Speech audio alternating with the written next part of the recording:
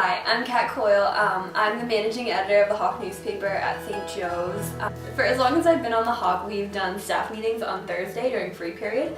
All the editors kind of sit around in a circle and tell Garrett and I what the content's going to be for the week, so what they've assigned their writers already, because by that time we're hoping that people are already working on stories. We ask them to give information to Andrew, who does our design and layout, and Shannon, who does photos. So I'm just going to color off at like, let's say 600 or 700, because you already covered it. I mean, if you don't want it, you can just put it on, we can put it online. Yeah. Because we already did that. Oh, I'm going to write for you. Oh yeah, I have Joe, okay. Okay, so you think like 3 pages? Yeah, I'll write for you. Evan is writing about the green fund, because Katrina told me they like officially approved solar panels or something. Oh, really? Solar panel picnic tables? Oh. What? Oh, man, that's If it's awesome. That was supposed to be the thing, right? The solar panel They picnic passed whatever they were proposing as far as solar panels. Oh, I want that. Yeah, I'm gonna. I have a relationship column back already. And then I'm going to write something, I want to write like a reflections kind of something, but I'm still working it out. So I'll write something, Cool. you know, it's cool. We also come in earlier on Sunday, and we have everyone kind of like also brainstorm what they need to be doing for Monday, but try to get some layout done. Just a lot of people are doing homework and bopping in and out of the office, but it's a good time to like clear your head and make sure it's not as frantic on Monday.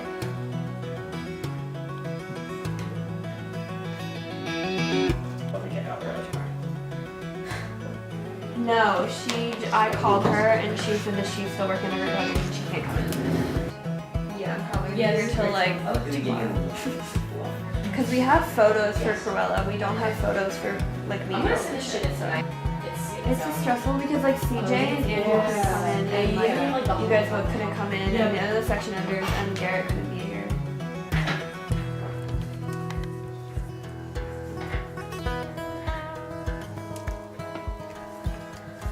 No, this is gonna be the best issue ever.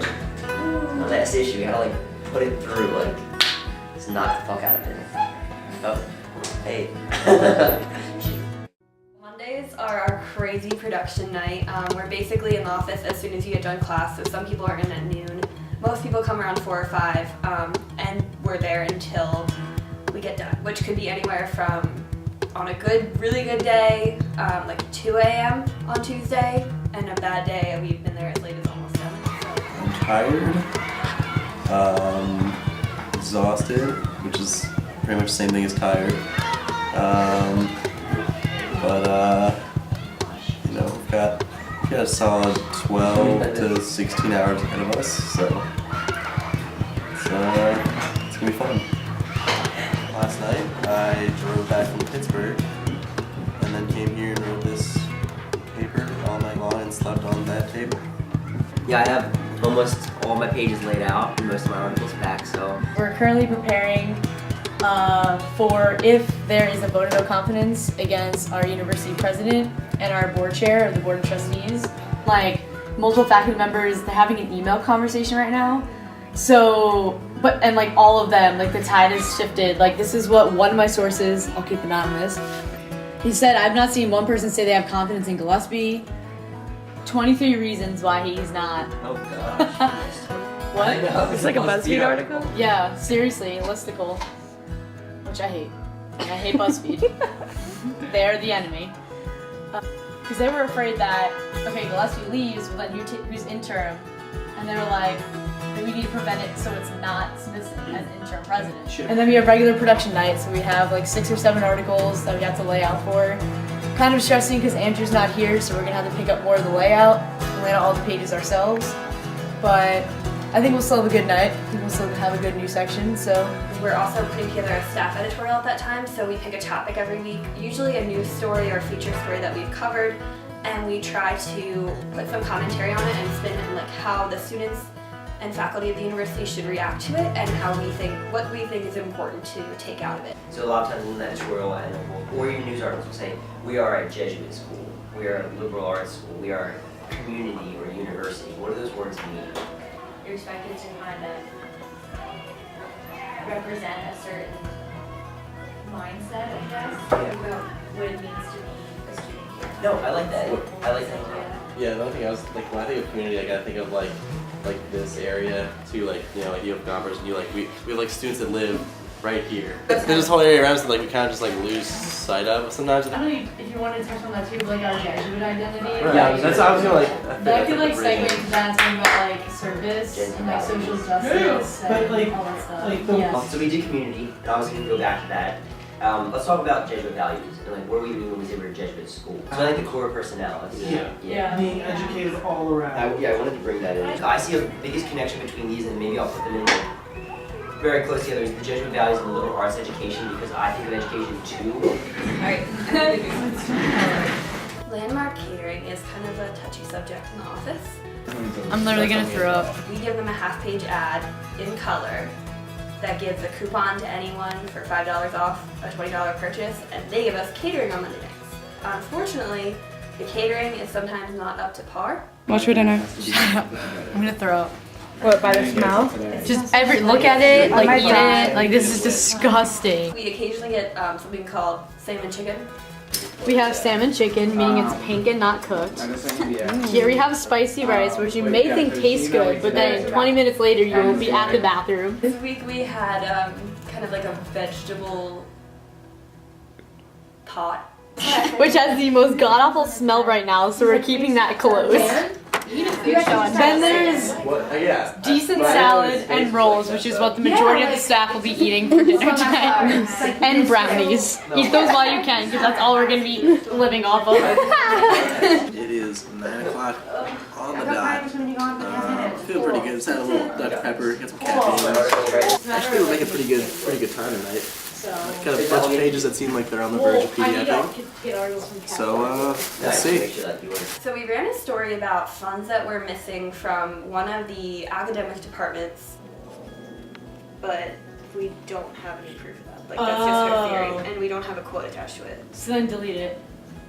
That's just what looking that's for, what I'm like, saying the too. I just had kind of an issue with like a couple lines of it while I was reading it, That would all need to go because then that quote doesn't make sense. and it ended up being like a half an hour discussion that took so much time. Like he said it, but it's not on the record. He didn't want to be recorded. I don't want us to look like shit.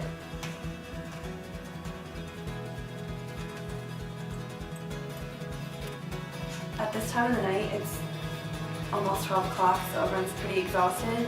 It's not even midnight, which is sad. But I'm really tired. I know, that's This is the last week of the semester, so we're gonna do like silly awards. Our news editor is a very big hypochondriac, so her award is the biggest hypochondriac ever award. So the Banished Betch Award is presented to Molly Grob for staying on the paper despite accidental newspaper typo.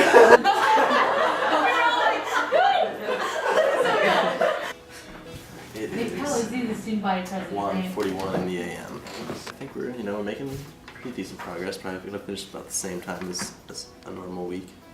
So, can't complain. According to Who wants to do a time check? Looks like Judah. I'm done with your time checks. Do a time check, Garrett. No, Garrett, what time is it? I can't see the clock. It's now 3:11 a.m. and we are editing the last news pages. It's very intense. Wouldn't it be like? Is it capital there? Yeah, I think so. Okay. Our layout editor had the flu or some sort of horrible flu-like disease, possibly the plague, and he wasn't in at all. But actually, our assistant news editor Katrina really stepped it up and like killed it in the news section. I laid out way too many pages. Katrina's a rock star. R.I.P. Katrina. CJ, our sports editor, kind of also came down with like a plague-like thing, and we were concerned about him, and it ended up being like an upper respiratory infection. But so he left early. So it was just overall very strange night. The office was very different. Aaron, do you want me to read that so you can go make the changes and then we can finish? Yep. Sorry. 3 o'clock, trying to minimize that. It's 4 a.m. and it's funny again.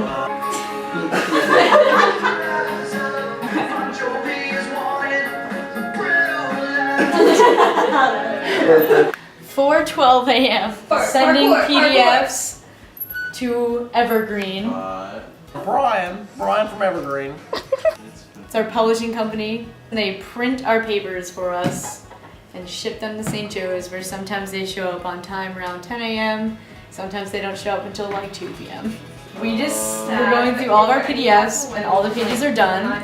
And apparently we had a half-page ad that we needed to put in the paper, but there's currently no pages where a half-page ad can go in.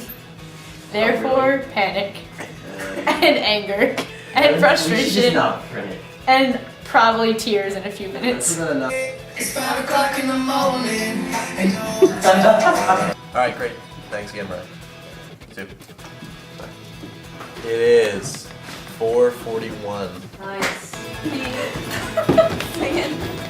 I feel delirious again like yesterday and my legs are all wobbly. My whole body just feels like Time's at 4:58 a.m. You're done. I am almost home. Sort of. It's unbelievable the kind of bond we have. Stay tuned. the Hawk is awesome.